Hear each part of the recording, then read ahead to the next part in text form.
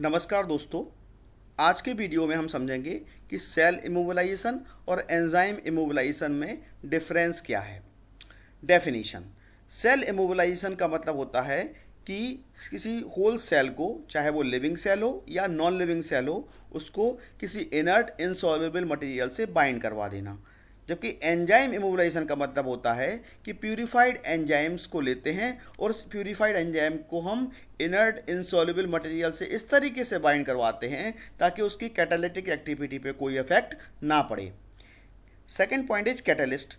तो cell immobilisation में क्या करते हैं कि जो हम सेल लेते हैं वो कोई माइक्रोबियल सेल हो सकती है, कोई प्लांट सेल हो सकती है या एनिमल सेल होती है, और उसी को हम एक कैटलिस्ट की तरह उस पूरी सेल को हम इमोबिलाइज कर देते हैं और उस सेल के अंदर जितने भी एंजाइम्स हैं वो कैटलिस्ट की तरह काम करते हैं। जबकि एंजाइम इमोबिलाइजेशन में हम आइसोलेटेड एंजाइम को ही इमोबिलाइज करते हैं। कैटलिस्ट कैटालिटिक कंपोनेंट की बात करें तो जो सेल इमोबिलाइजेशन है उसमें जितने भी इंट्रासेलुलर एंजाइम्स हैं वो सारे के सारे कैटालिटिक कंपोनेंट होते हैं, क्योंकि वो सेल के इमोबिलाइजेशन होने के बाद उस सेल में प्रेजेंट जितने भी इंट्रासेलुलर एंजाइम्स हैं वो सारे के सारे इमोबिलाइज हो जाते हैं और वो सारे के सारे कैटालिटिक कंपोनेंट कहलाते हैं।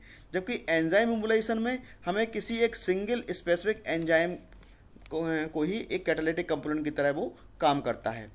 Need of enzyme purification. So cell immobilisation में प्रोटीन के एंजाइम के प्यूरिफिकेशन की कोई ज़रूरत नहीं होती है, जबकि सेल इमोबिलाइजेशन में एंजाइम इमोबिलाइजेशन में जबकि इसके हमें प्रोटीन के प्यूरिफिकेशन की ज़रूरत होती है। बिना प्रोटीन प्यूरिफिकेशन के हम एंजाइम इमोबिलाइजेशन को नहीं कर सकते। रिएक्शन टाइप की बात करें तो cell immobilisation is suitable for multi step metabolic reaction. अगर कोई मेटाबॉलिक पाथवे है और वो एक से ज़्यादा स्टेप में हो रही है तो उस केस में सेल इमोबिलाइजेशन बेटर होता है। जबकि एंजाइम इमोबिलाइजेशन में क्या होता है कि एक सिंगल एंजाइम इमोबिलाइज होता है तो हमें कई एंजाइम्स को इमोबिलाइज करना पड़ता है अलग अलग, जो कि एक टफ टास्क होता है। तो अगर मल्टीपल एंजाइम्स हैं, कोई रिएक्शन है जो मल्टी स्टेप में हो रही है, तो उस केस में सेल इमोबिलाइजेशन एंजाइम इमोबिलाइजेशन से बेटर होता है।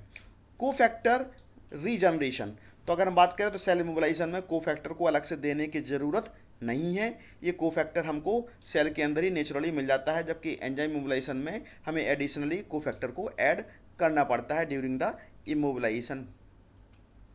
कॉस्ट की अगर बात करें तो सेल इमोबिलाइजेशन में जो कॉस्ट है उसकी वो बहुत ही कम होती है, क्योंकि इसमें प्रोटीन के या एंजाइम के प्यूरिफिकेशन की ज़रूरत नहीं होती। जबकि एंजाइम इमोबिलाइजेशन में कॉस्ट बहुत ही ज़्यादा होती है, क्योंकि इसमें हम एंजाइम को प्यूरिफिकेशन करने के बाद, यानी एंजाइम को प्यूरिफाइड करने के बाद ही उसको हम इमोबिलाइज करते हैं, और purification is very costly method. So enzyme immobilisation is high more costly as compare to cell immobilisation. Product purity की बात करें तो सेल इमोबिलाइजेशन में प्रोडक्ट की प्योरिटी कम होती है, क्योंकि इसमें बहुत सारे साइड प्रोडक्ट बन जाते हैं। जबकि एंजाइम इमोबिलाइजेशन में इस तरीके की प्रॉब्लम नहीं आती हैं।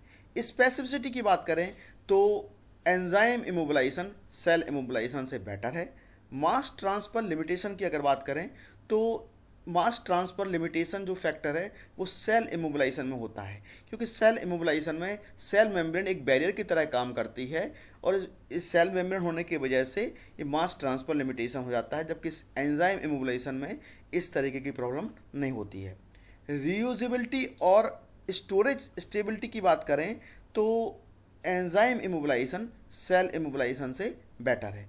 अगर हम इंडस्ट्रियल एप्लीकेशन की बात करें तो सेल इमोबिलाइजेशन बेसिकली फर्मेंटेशन में, वेस्ट वाटर के ट्रीटमेंट में, इथेनॉल के प्रोडक्शन में और बायो रेमेडिएशन में यूज़ किया जाता है। जबकि enzyme immobilisation food processing industries में, फार्मास्यूटिकल इंडस्ट्रीज़ में, बायोसेंसर इंडस्ट्रीज़ में और बहुत सारे डिसीज़ के डायग्नोसिस में एंजाइम इमोबिलाइजेशन सेल इमोबिलाइजेशन से बेटर है। So this is the very brief about the basic difference between the cell immobilisation and enzyme immobilisation. अगर हमारा वीडियो आपको अच्छा लगा हो तो उसको लाइक एंड शेयर करें। Thank you very much.